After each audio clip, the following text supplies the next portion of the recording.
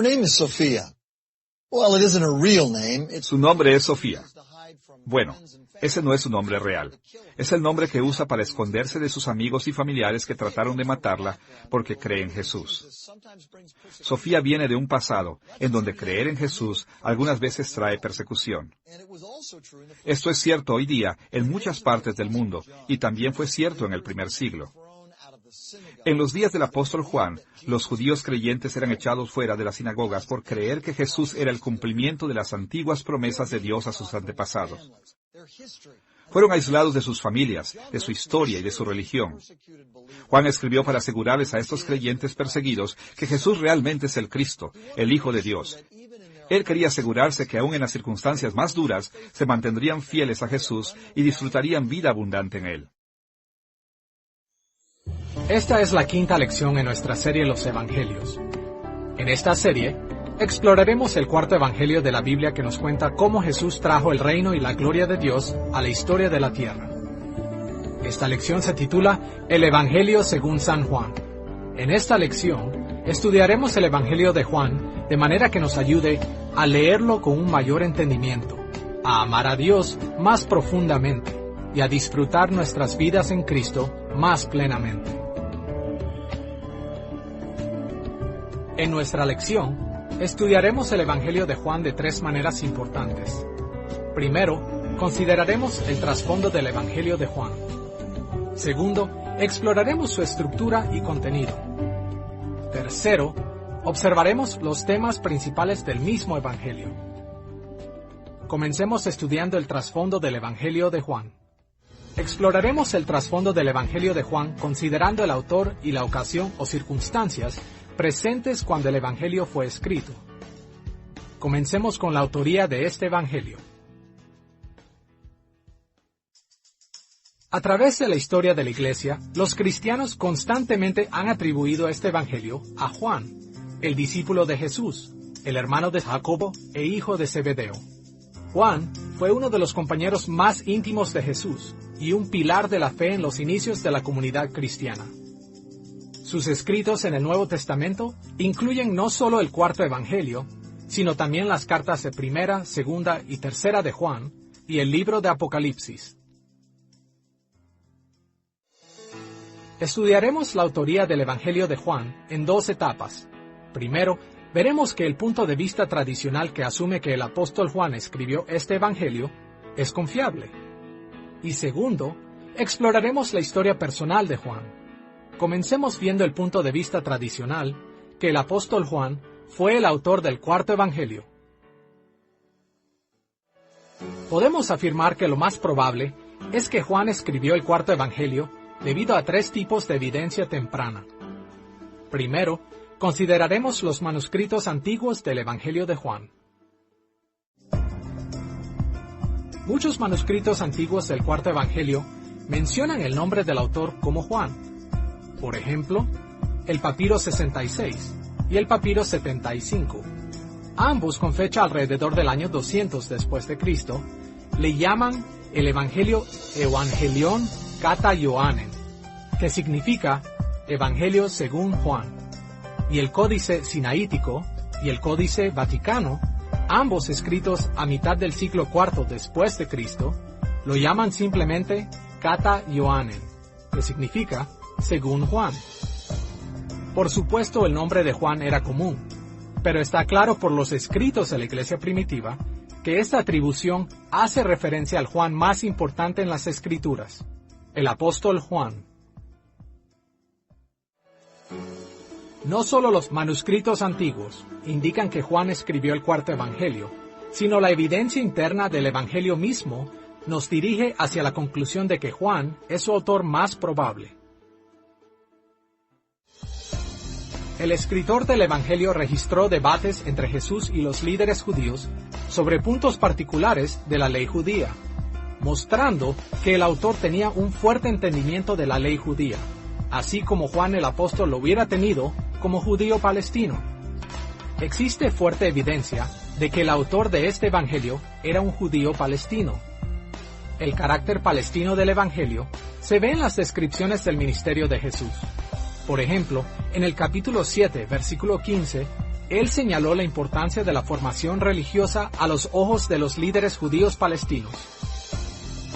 El autor del cuarto evangelio también mencionó temas religiosos y usó vocabulario que era similar a otros escritos del primer siglo del judaísmo palestino. Por ejemplo, un número de académicos han señalado similitudes en el lenguaje entre el Evangelio de Juan y los escritos del Qumrán, comúnmente conocidos como los rollos del Mar Muerto. Por ejemplo, la expresión «los hijos de luz» aparece en los escritos del Qumrán y en Juan capítulo 12, versículo 36. Y la frase «la luz de la vida» aparece tanto en los escritos del Qumrán como en Juan capítulo 8, versículo 12. Similitudes como estas indican que el autor del cuarto evangelio estaba acostumbrado a las conversaciones religiosas de la Palestina del primer siglo. No solo el texto del evangelio da la impresión de que fue escrito por un judío palestino, sino también de que fue escrito por un testigo ocular. Esto se ajusta al perfil de Juan el apóstol, porque él mismo fue un testigo ocular de la vida de Jesús. Vemos evidencia de que el escritor era un testigo ocular en muchos lugares. Por ejemplo, después de la muerte de Jesús, Juan capítulo 19, versículo 35, dice esto: «Y el que lo vio da testimonio, y su testimonio es verdadero, y él sabe que dice verdad, para que vosotros también creáis». Aquí el autor claramente indica que él fue un testigo ocular de la muerte de Jesús.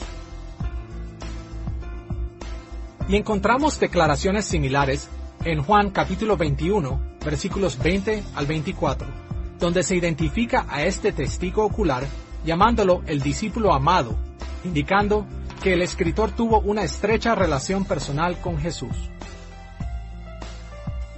Este discípulo amado es mencionado varias veces en el Evangelio de Juan. Por ejemplo, según Juan capítulo 13, versículo 23, el discípulo amado se reclinó al lado de Jesús en la última cena.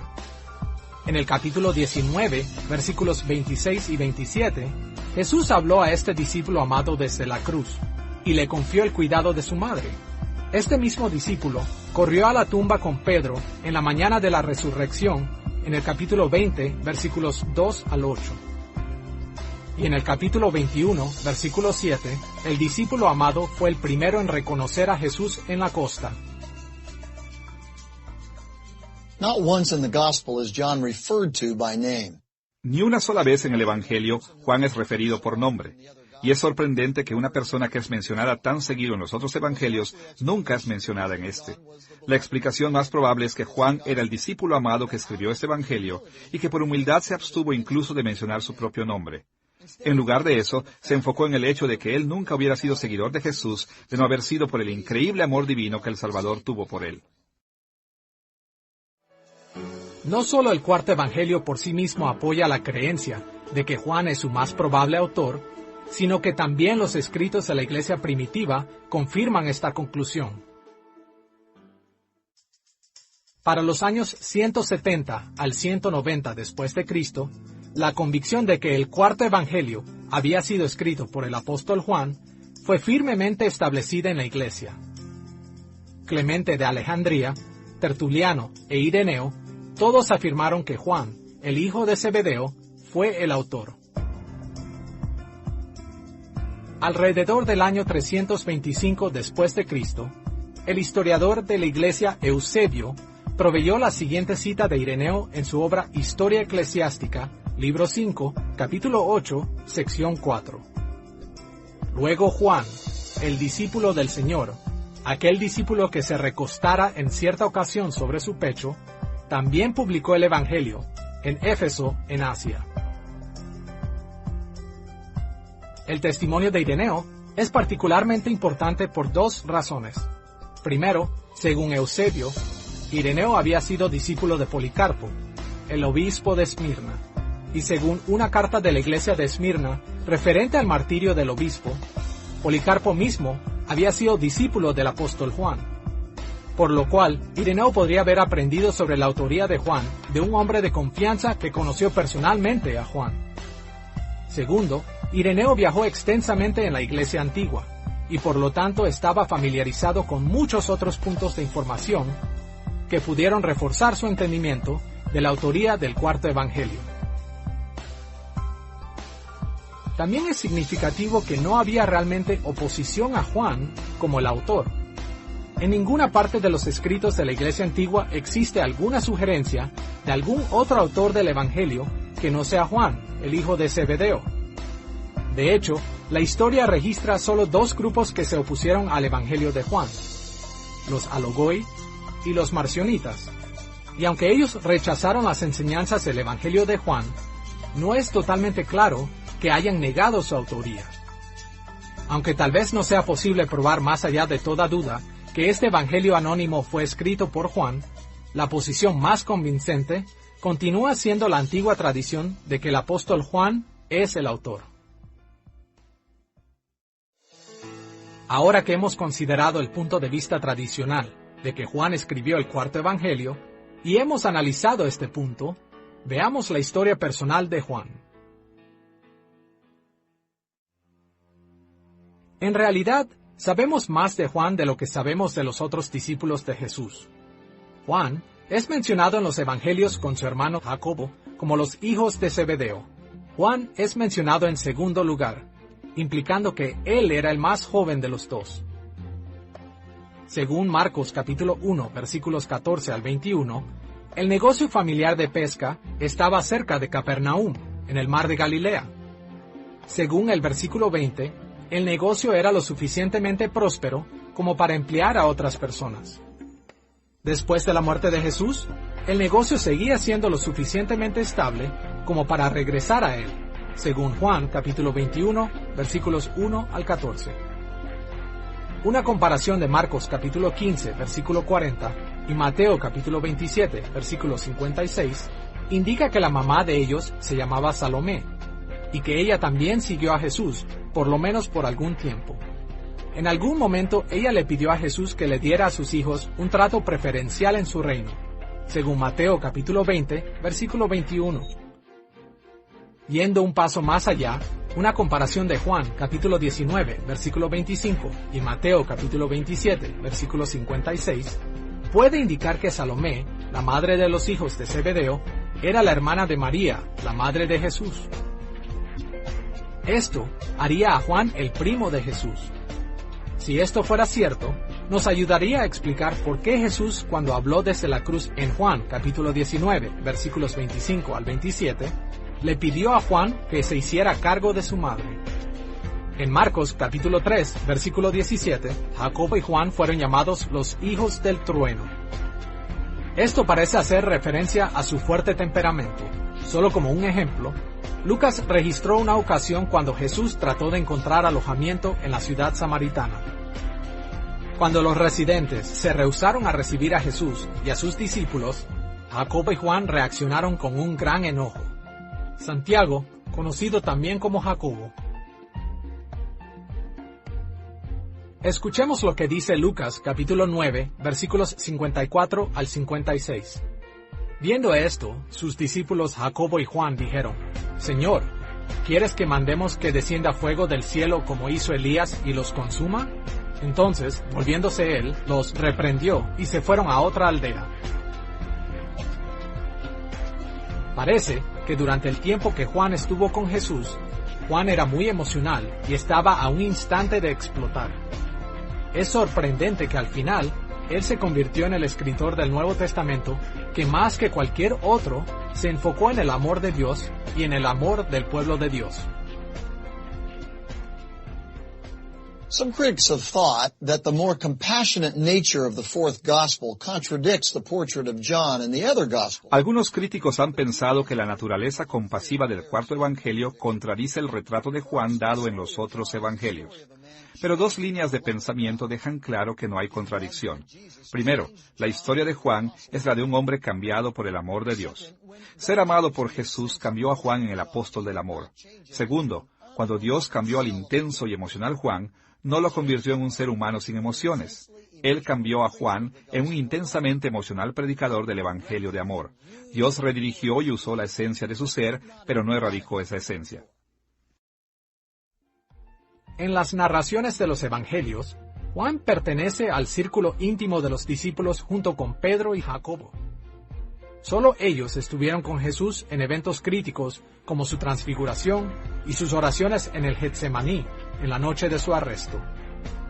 En el libro de Hechos, Pedro y Juan son los dos líderes de los discípulos, y en Gálatas capítulo 2, versículo 9, Pablo llamó a Juan uno de los pilares de la iglesia en Jerusalén. En la iglesia primitiva, Ireneo y muchas otras fuentes reportaron el largo ministerio de Juan en Éfeso después de que dejó Jerusalén. Existe una fuerte tradición de que Juan fue eventualmente exiliado a la isla de Patmos. Según algunas fuentes, después fue liberado del exilio y regresó a Éfeso, muriendo durante el reinado del emperador Trajano, cerca del final del primer siglo. Ahora que hemos afirmado el punto de vista tradicional de que Juan escribió el cuarto evangelio, y nos hemos familiarizado un poco con la historia personal de Juan, exploraremos la ocasión o circunstancias acerca de la autoría del evangelio de Juan. Exploraremos la ocasión acerca de la autoría del evangelio de Juan de 4 maneras. Primero, consideraremos la ubicación geográfica tanto de la audiencia como la del escritor. Segundo, observaremos un poco más de cerca la identidad de la audiencia original. Tercero, consideraremos la fecha de la autoría.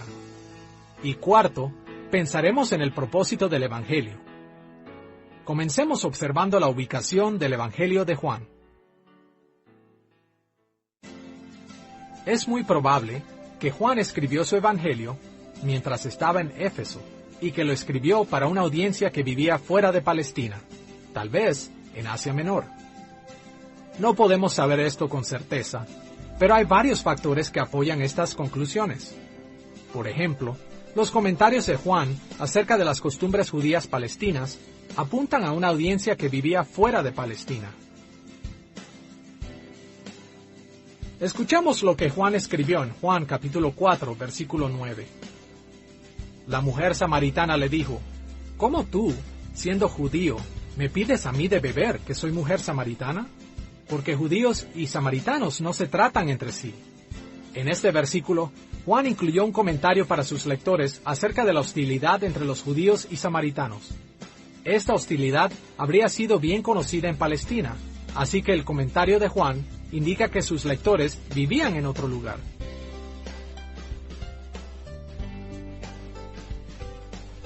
Los escritos de la iglesia primitiva también sugieren que el Evangelio fue escrito primeramente para la gente fuera de Palestina.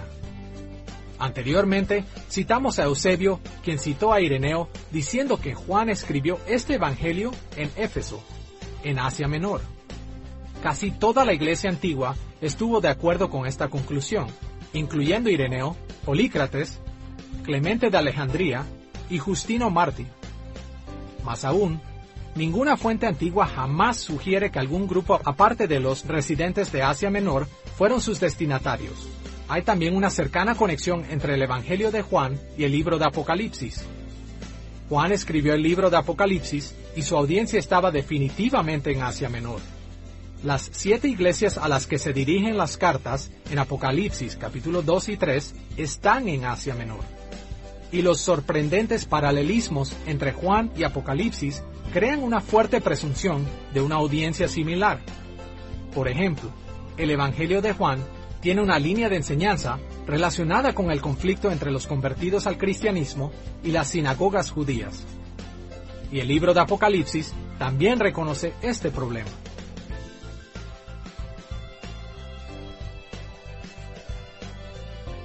Escuchemos lo que el Señor dijo a su iglesia en Apocalipsis capítulo 2, versículo 9 y capítulo 3, versículo 9. Yo conozco la blasfemia de los que se dicen ser judíos y no lo son, sino sinagoga de Satanás. Yo entrego de la sinagoga de Satanás a los que se dicen ser judíos y no lo son, sino que mienten. He aquí, yo haré que vengan y se postren a tus pies, y reconozcan que yo te he amado. Desde una perspectiva diferente, sabemos por Hechos capítulo 19, versículos 1 al 7, que los seguidores de Juan el Bautista continuaron en Éfeso por lo menos hasta ese tiempo. Si el apóstol Juan escribió para una audiencia que incluía a los seguidores de Juan el Bautista, esto puede explicar el claro énfasis del Evangelio al decir que Juan el Bautista se subordinó a Jesús. Aunque la certeza del asunto es imposible, parece más probable que Juan estaba en Éfeso cuando escribió su Evangelio y que fue formado en parte por las circunstancias en Asia Menor. Ahora que hemos sugerido que la ubicación donde el Evangelio fue escrito fue más probablemente en Éfeso, consideremos más de cerca el carácter de la audiencia original a quien Juan escribió. Como todos los evangelios, hay un sentido en el que el Evangelio de Juan fue destinado para toda la iglesia a través de las edades. Esto tiene un valor infinito para todo el pueblo de Dios. Pero también hay partes del Evangelio de Juan que parecen haber tenido especial relevancia para la iglesia en algún lugar y tiempo determinado. Por lo menos en algunas partes del Evangelio, Juan parece haber tenido en mente a miembros de la comunidad judía, quienes habían creído que Jesús era el Mesías, pero quienes continuaban adorando en la sinagoga, o teniendo otros contactos importantes con la comunidad judía. De hecho, casi toda la parte central del Evangelio, desde el capítulo 5 hasta el capítulo 12, trata con el intenso conflicto entre Jesús y los judíos. Este conflicto es también resaltado por el uso de Juan de la frase los judíos, que Juan usa más de 70 veces, pero que aparece menos de 20 veces en los otros 3 evangelios combinados. En la mayoría de los casos, Juan usó este término para referirse a los líderes religiosos quienes se levantaban en contra de Jesús. En contraste, cuando Juan habló positivamente acerca del pueblo de Dios en el Antiguo Testamento, típicamente usó palabras como Israel o israelitas. Por ejemplo, en Juan capítulo 1, versículo 47, Jesús llamó a Natanael un verdadero israelita en quien no hay engaño. Juan también usó la palabra griega Cristo más seguido que cualquier otro de los evangelistas. El término Cristo se traduce de la palabra griega Christos y de la palabra hebrea Mashiach. Ambas significan el ungido. El Cristo era el Redentor ungido de Dios, quien iba a rescatar a Israel de sus pecados y liberarlos del dominio extranjero. El término Cristo habría sido especialmente importante para los cristianos judíos porque el enfoque de la diferencia entre la sinagoga y la creciente iglesia cristiana era la creencia de que Jesús era el Cristo, el tan esperado Salvador del pueblo de Dios que había sido profetizado en el Antiguo Testamento. Los temas abordados por Juan y la forma en la que se dirige a ellos muestra que sus principales lectores fueron los judíos cristianos que estaban luchando como seguidores de Jesús. Pero como todas las Escrituras, el Espíritu Santo también dirigió el libro de Juan para ser usado por toda la iglesia a través de las edades. Y de hecho, en Juan capítulo 1, versículo 41 y capítulo 4, versículo 25, Juan incluso tradujo el término hebreo Mesías para los gentiles en su audiencia.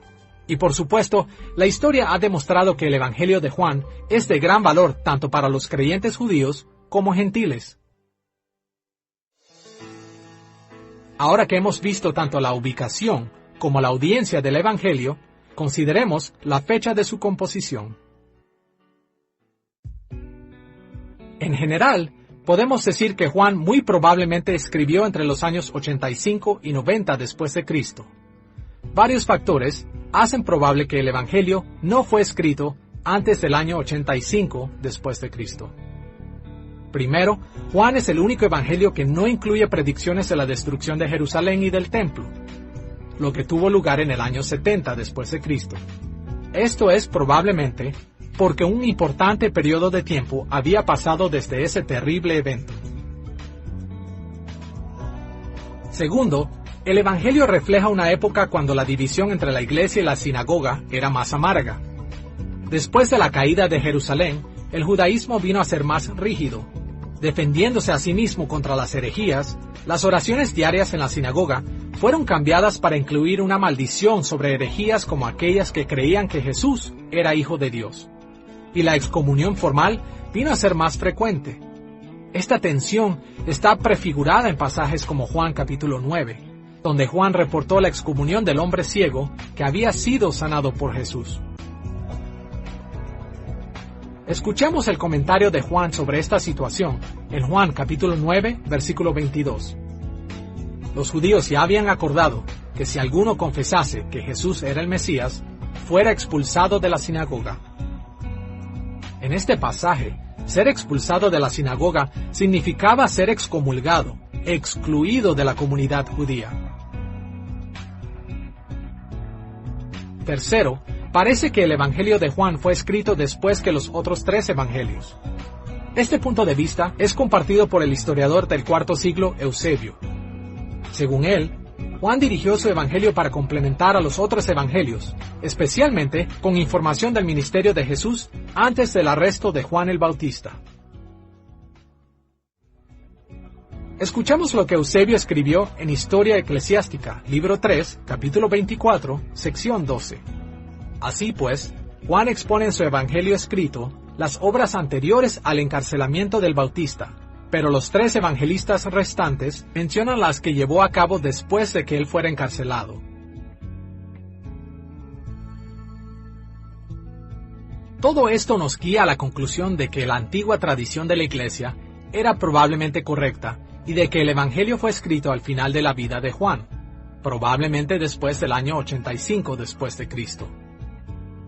Si Juan, el hijo de Zebedeo, es el autor de este Evangelio, entonces la última fecha posible para el Evangelio de Juan está determinada por su vida útil. Juan era un joven cuando comenzó a seguir a Jesús, probablemente alrededor del año 30 después de Cristo. Aun si Juan hubiera estado al final de su adolescencia en ese tiempo, él podría haber tenido casi 80 años de edad alrededor del año 90 después de Cristo.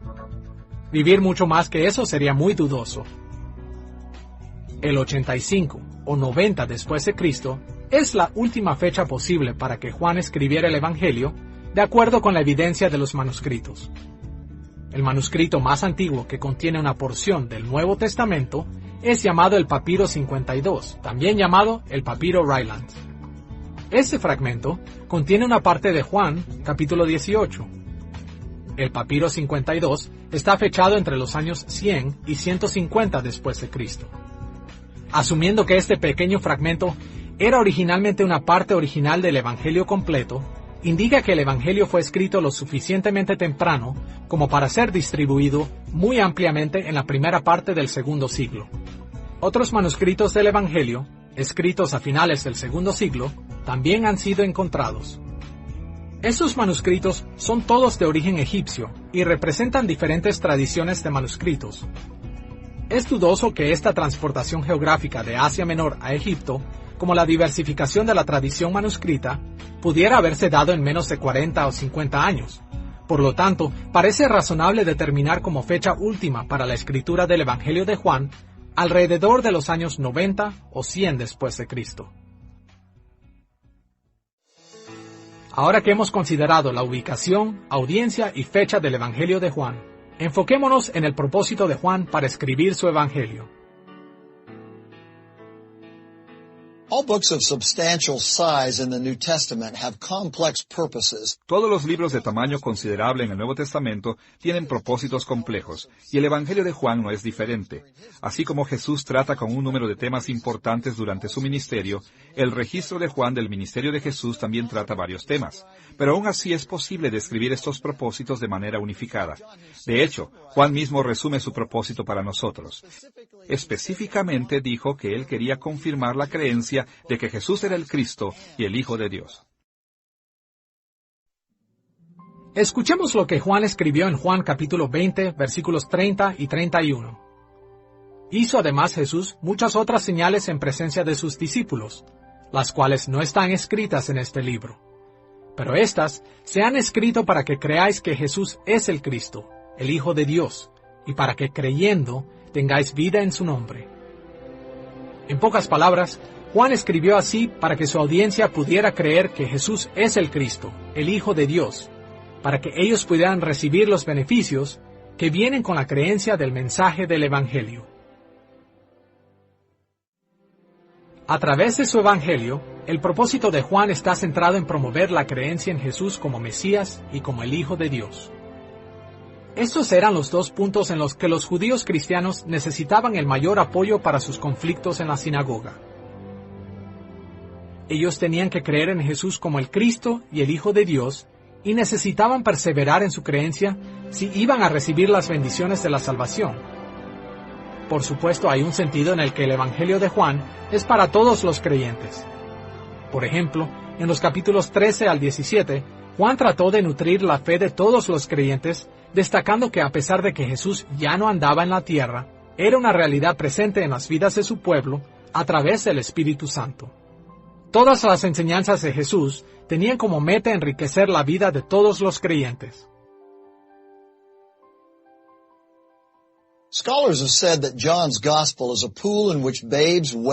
Estudiosos han dicho que el Evangelio de Juan es una alberca en la que los bebés juguetean y los elefantes nadan. Su mensaje básico es simple y claro. Jesús es el Cristo, el Hijo de Dios. Pero los detalles de este mensaje básico continúan desafiando a los intérpretes quienes han estudiado el Evangelio por años.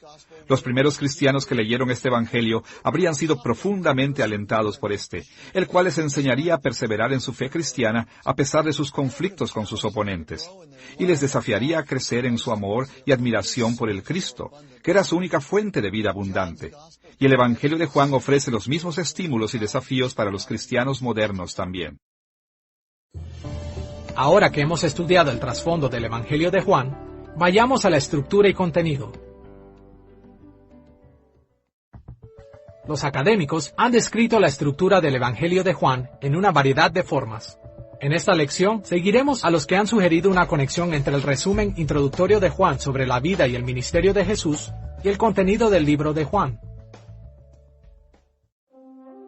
Escuchemos estas palabras de Juan, capítulo 1, versículos 10 al 14. Jesús, en el mundo estaba, y el mundo por él fue hecho, pero el mundo no le conoció. A lo suyo vino, y los suyos no le recibieron. Mas a todos los que le recibieron, a los que creen en su nombre, les dio potestad de ser hechos hijos de Dios. Y vimos su gloria, gloria como del unigénito del Padre, lleno de gracia y de verdad. Este pasaje se enfoca en 4 ideas principales. Jesús vino al mundo. Él vino y fue rechazado por su propio pueblo, llamado Israel. Aquellos quienes lo recibieron y creyeron en él, vinieron a ser hijos de Dios. Y entonces, aquellos creyentes se convirtieron en testigos de Jesús. Siguiendo estas 4 ideas principales, veremos el Evangelio de Juan de esta manera. Primero, Juan inició su evangelio con una breve introducción que describe la encarnación de Jesús en el capítulo 1, versículos 1 al 18. Segundo, Juan registró el ministerio público de Jesús en el capítulo 1, versículo 19 al capítulo 12, versículo 50, donde él mostró que Jesús vino a su creación y fue rechazado por la raza humana a la que había venido a salvar. Tercero, Juan incluyó una descripción del ministerio privado de Jesús para aquellos que habían recibido y creído en él, en el capítulo 13, versículo 1 al capítulo 20, versículo 31.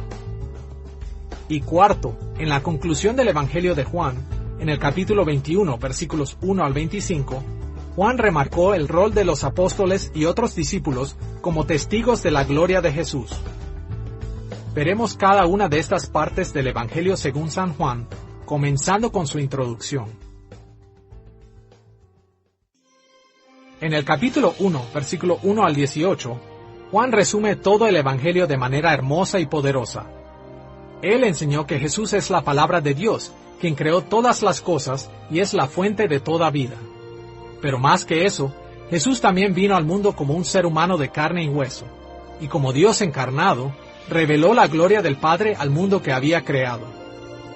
Juan describió esto en Juan capítulo 1, versículos 4 y 5, diciendo que Jesús es la luz que vino a un mundo en tinieblas. Él conquistó esa oscuridad siendo la completa revelación de la gracia de Dios.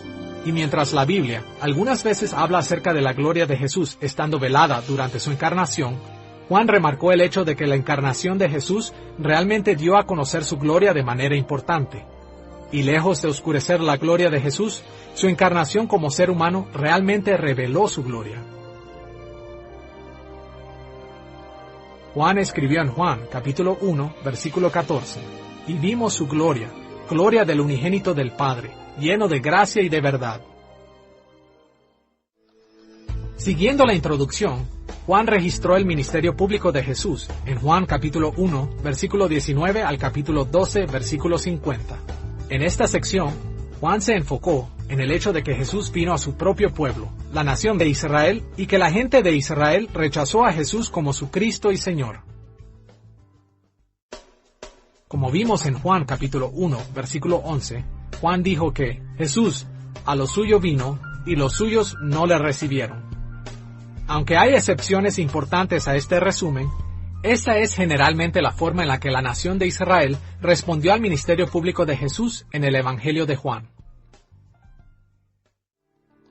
Nuestra investigación del ministerio público de Jesús se dividirá en 7 partes, comenzando con la preparación del ministerio y continuando con eventos que rodean 6 diferentes fiestas judías.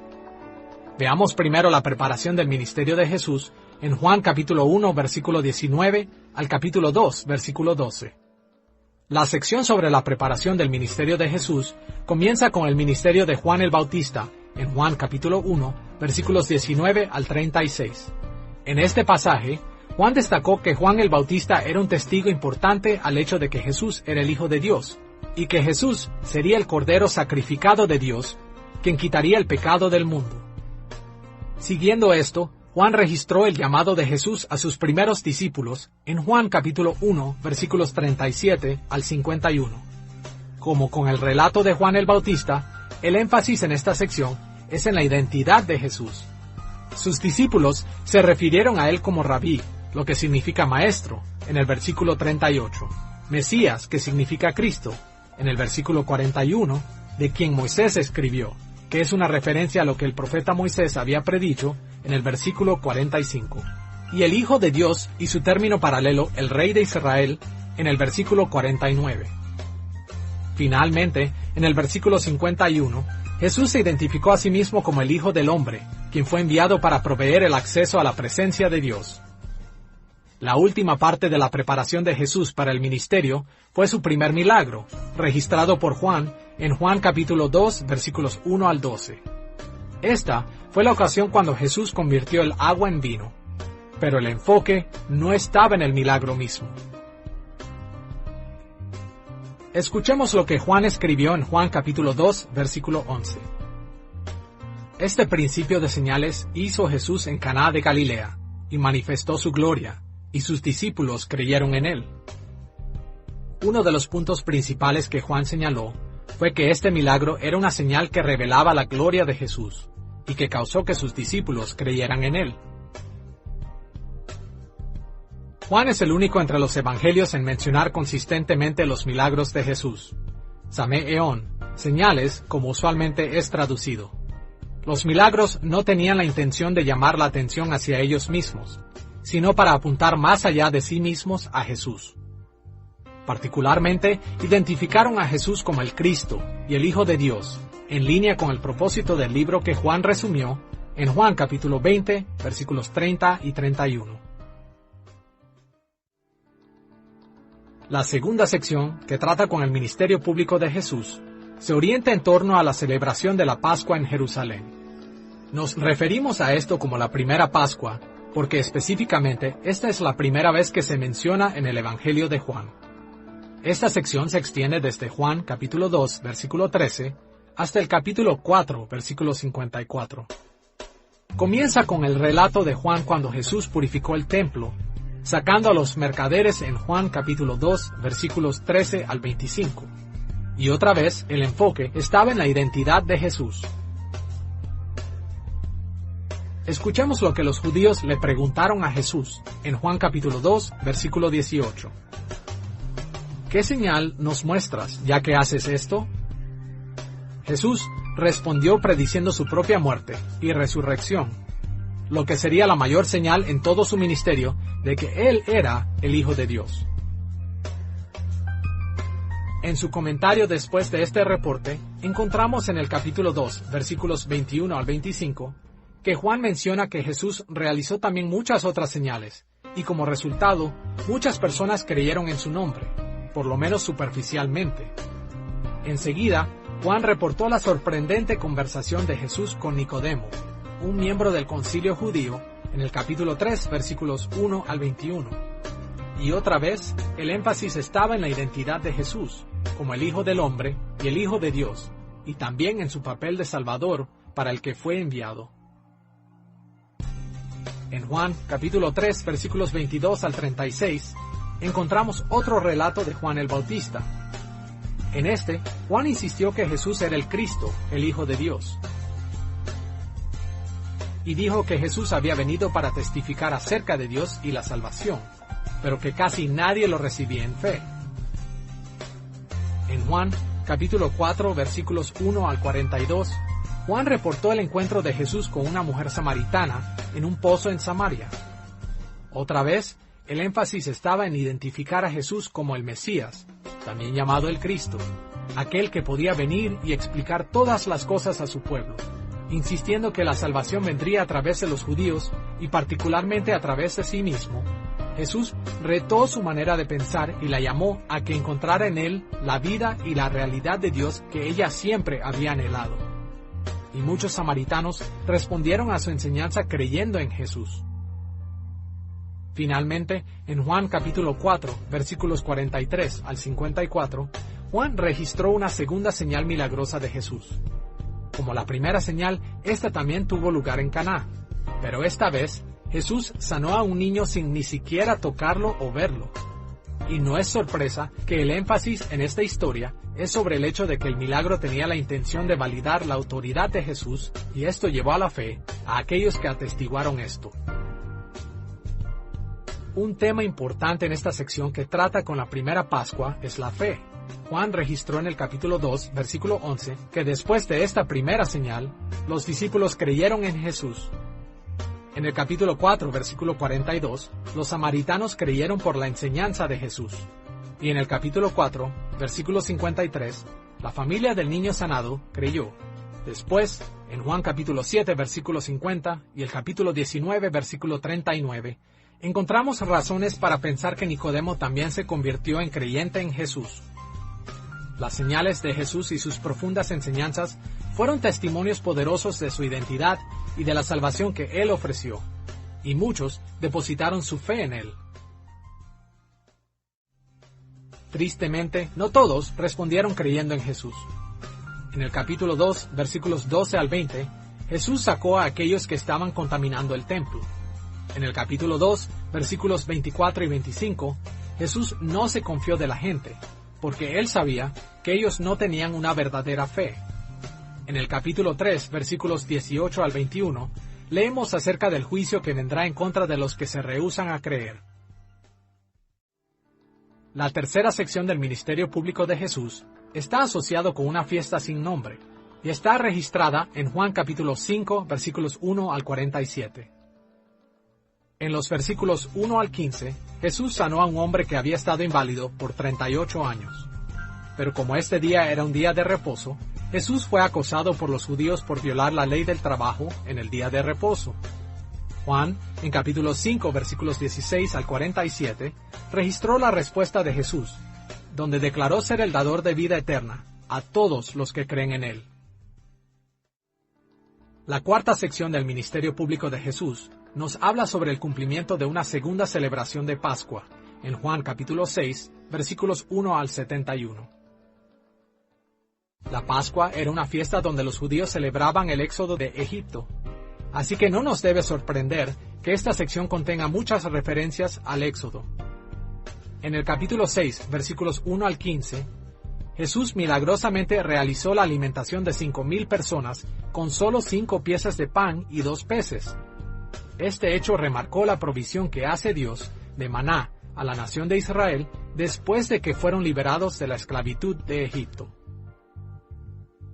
En Juan capítulo 6, versículos 16 al 24, Jesús caminó sobre el agua, mostrando sobre este elemento un dominio mayor que el que Moisés tuvo cuando abrió el Mar Rojo. Entonces, en el capítulo 6, versículos 25 al 71, después de cruzar el mar, Jesús se presentó a sí mismo como el verdadero pan de vida, lo cual superó por mucho al maná que Dios proveyó en los días del Éxodo. Como el verdadero pan, Jesús cumplió la fiesta de la Pascua como el proveedor de vida verdadera para todos los creyentes. La quinta sección del ministerio público de Jesús se enfoca en la fiesta de los tabernáculos en Juan capítulo 7, versículo 1 al capítulo 10, versículo 21. En Juan capítulo 7, versículos 1 al 52, Juan registró cómo Jesús observó y cumplió la fiesta de los tabernáculos. Dicha fiesta se realizaba en conmemoración de la liberación que Dios realizó del pueblo de Israel de Egipto y de su provisión de agua en el desierto. También celebraba la continua provisión de Dios de lluvia para la cosecha, y esperaba con interés la liberación final que haría Dios de su pueblo. Durante esta fiesta, el predicador ilustraba la gracia de la provisión de Dios derramando agua alrededor del altar del templo. Usando esta imagen del agua, Jesús audazmente clamó que Él era el único que puede darles agua viva.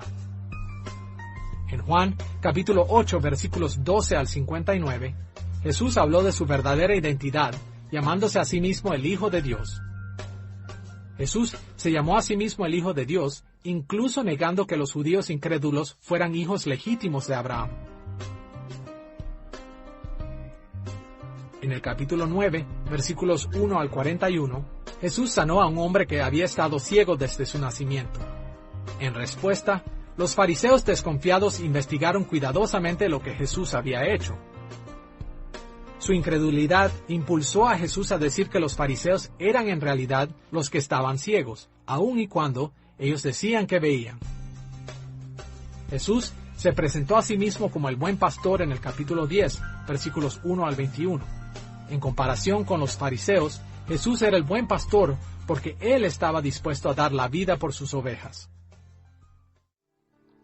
La sexta sección del ministerio público de Jesús registra los eventos referentes a la celebración de la fiesta de la dedicación en Juan, capítulo 10, versículo 22, al capítulo 11, versículo 57.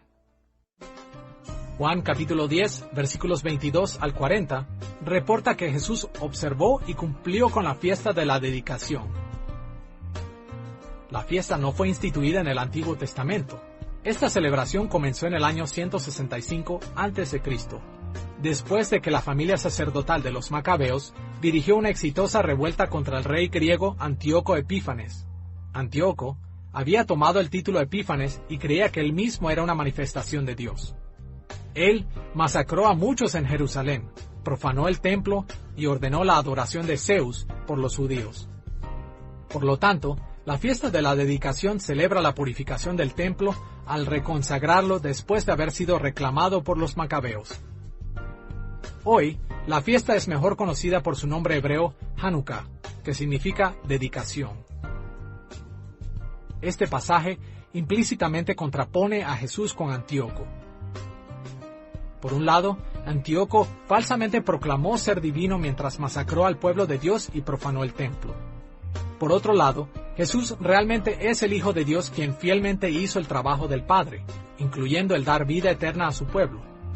En Juan capítulo 10, versículo 36, Jesús proclamó que Él había sido apartado, o como algunas traducciones lo ponen, consagrado y enviado al mundo. Y este lenguaje remarca la consagración del templo en la fiesta de la dedicación. Y por supuesto, Jesús ya había comparado la reconstrucción del templo con la resurrección de su cuerpo en Juan capítulo 2, versículos 19 al 21. Estos temas se desarrollan en la historia de la resurrección de Lázaro en Juan capítulo 11, versículos 1 al 57, donde se demuestra el divino poder de Jesús sobre la muerte. Y la resurrección de Lázaro de la muerte también anuncia la propia resurrección de Jesús al final del Evangelio, cuando todas las esperanzas de la fiesta de la dedicación sean finalmente cumplidas.